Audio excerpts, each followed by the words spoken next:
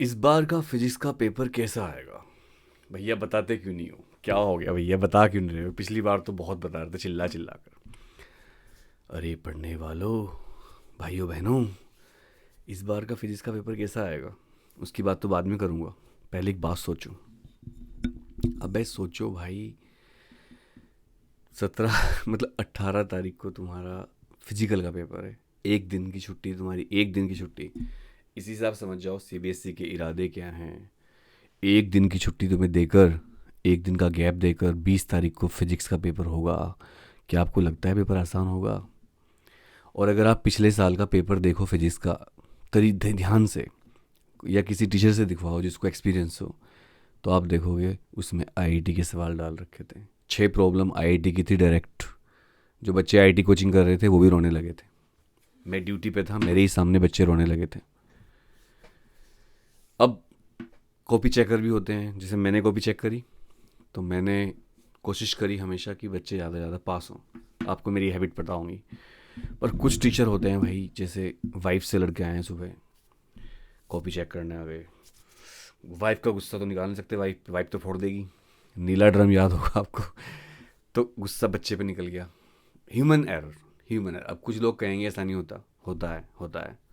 मर्द जो होता है ना, मर्द, ये बहुत कुछ पेन लेके घूमता रहता है। आपको दिखते बाहर से सख्त है, अंदर से सॉफ्ट होते हैं और बहुत परेशान रहते हैं। दूसरा, मान लो जो टीचर जहाँ कॉपी चेक करने गया वहाँ का माहौल अच्छा नहीं है। वहाँ का एग्जामिनर, जो हेड एग्जामिनर हैं या प्रिंसिपल हैं, वो ना उन्हें चाय पिला रहे हैं ना उनका ध्यान रख रहे हैं, डांट रहे हैं उन्हें, तो उसको गुस्सा आ जाएगा। या फिर आपको लिखने का तरीका ही नहीं पता। आपको पेपर तो आता है, आपने पेपर अच्छा कर दिया, लेकिन आपको लिखने का तरीका ही नहीं पता भाई। आप एक सेक्शन के क्वेश्चन दूसरे सेक्शन में कर रहे हो। पहले एक सेक्शन स्टार्ट कर देते हो, फिर उसको छोड़ के दूसरा सेक्शन स्टार्ट कर देते हो, फिर उस सेक्शन का क्वेश्चन पीछे करते हो। अब टीचर को क्या होता है, फ्रंट पेज पे देखो, जैसे मैं आपको क्या बताऊं, जैसे ये कॉपी है, ठीक है, बेबी ऑन बोर्ड, मेरा बच्चा नहीं है, वैसे ही कहीं से मिला था ये। तो ये फ्रंट पेज है, इस पे ना रोल नंबर लिखा होता है। आपको उसको तो फाड़ देती है सीबीएसई, और एक फिक्टिशियस रोल नंबर भरा जाता है वहाँ पर। और उसको टीचर को नहीं पता होता आप कौन हो, लड़का हो लड़की हो, कुछ नहीं पता होता। लेकिन टीचर की एक मजबूरी होती है। टीचर को ना, जो कॉपी चेकर होता है जैसे मैं हूँ, हमें यहाँ पर एक लिस्ट बनी होती है क्वेश्चन नंबर, और उस पर मार्क्स भरने होते हैं कि इस क्वेश्चन पे कितने मार्क्स आपको मिले हैं। और उसके लिए टीचर को बार बार कॉपी खोल के देखनी पड़ती है, मैंने इस बच्चे को इस वाले क्वेश्चन पे कितने नंबर दिए हैं। अब तुम इमेजिन करो, तुमने ना तो सेक्शन वाइज क्वेश्चन कर रखे हैं, ना तुमने क्वेश्चन नंबर ढंग में डाल रखे हैं। टीचर परेशान हो जाएगा। तो आप बताओ, आपको अच्छे नंबर देगा बुरे नंबर देगा? कमेंट जरूर करना इस बात को। और आप सोचना कि आप एग्जामिनर हो, आप अपने आप को एग्जामिनर समझकर तब मेरी बात का आंसर देना कि क्या टीचर आपको नंबर दे पाएगा? कि भाई नंबर तो देगा, बट क्या वो आपसे खुश होगा, या आपको वो कुछ ग्रेस मार्क्स देगा, एक्स्ट्रा बोनस मार्क्स देगा? नहीं।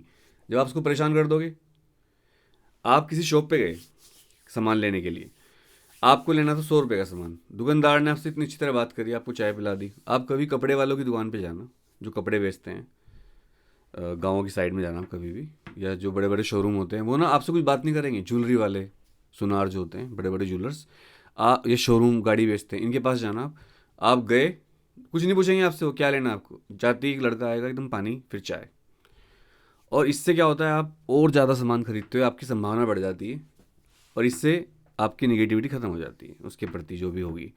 ऐसे ही अगर टीचर को कॉपी खोली टीचर ने, और टीचर ने कॉपी खोली और ऐसे ही कॉपी खोल के देखा, ओह क्या बच्चा है, सेक्शन वाइज क्वेश्चन कर रखे हैं, हर क्वेश्चन के आगे नंबर डाल रखा है, फालतू की वर्ड लिमिट नहीं क्रॉस कर रखी है, फालतू की कॉपी नहीं कर रखी है। और एक गलती और करते हो आप लोग, ये पेज है ना, इधर लाइन खींच दोगे, इधर लाइन खींच दोगे, बीच में जरा सा लिखोगे, और बी शीट सी शीट डी शीट ई शीट भरते भरते रहोगे, भरते रहोगे। अबे तुम्हें लगता है ज़्यादा कॉपी भरूंगा ज़्यादा नंबर मिलेंगे, टीचर और यहाँ के बच्चे बैठे उनको आप इंप्रेस करते रहते हो? ऐसा बिल्कुल नहीं है। जितना पूछा गया उतना लिखो, फालतू की बातें लिखना बंद कर दो। इससे टीचर फ्रस्ट्रेट होगा आपसे और आपको नंबर नहीं देगा। वो उसको कॉपी चेक करने में जितना आप परेशान करोगे उतना ही आपके नंबर कम होंगे। ये बात समझ लो, एक एग्जामिनर की तरह समझा रहा हूँ, दोस्त की तरह समझा रहा हूँ। तो फिजिक्स का पेपर तो हार्ड आएगा, ये बात सच है। मैथ्स का पेपर भी हार्ड आएगा, और अगर केमिस्ट्री के पेपर की बात करो तो इजी आएगा। इसके अलावा आप जिस पेपर के बारे में पूछना चाहते हो कैसा आएगा, मैं भविष्यवाणी कर दूंगा। मैं फिजिक्स टीचर भी हूँ, एस्ट्रोलॉजर भी हूँ, मैं बता दूंगा आपको। और न्यूमरोलॉजिकली अगर 20 तारीख को फिजिक्स का पेपर है और अगर आपका बर्थडे 20 तारीख को आता है या 2 तारीख को आता है या 11 तारीख को आता है या 19 तारीख को आता है, 28 को आता है, 1 को आता है, 3 को भी आता है, 12 को आता है, तो आपका पेपर अच्छा हो सकता है न्यूमरोलॉजिकली, क्योंकि वो दिन आपका शुभ दिन होगा। ये तो मजाक सी तरह लेना, न्यूमरोलॉजी भी होती है, आपको तो उससे कोई मतलब नहीं है बच्चों को। बट आप मुझे सब्जेक्ट बताना कि सर इस सब्जेक्ट का पेपर कैसा आएगा, मैं कमेंट में रिप्लाई करूँगा आपका कि इस सब्जेक्ट का पेपर कैसा आएगा। कॉमर्स वाले भी पूछ सकते हैं, आर्ट्स वाले पूछ सकते हैं, सब मेरे बच्चे हैं। लेकिन पढ़ना शुरू कर दो, हाथ जोड़ के बहुत सारी रील बना रहा हूँ, पढ़ लो पढ़ लो पढ़ लो। माँ बाप की तरफ देखो, माँ बाप बड़े हो रहे हैं, हमारे पेरेंट्स बड़े होते रहते हैं और हम भी बड़े होते रहते हैं, और वो बूढ़े होते रहते हैं, बड़े होते रहते हैं, फिर हम बूढ़े होंगे, फिर हमारे बच्चे, इस तरह से एक साइकिल चलता रहता है।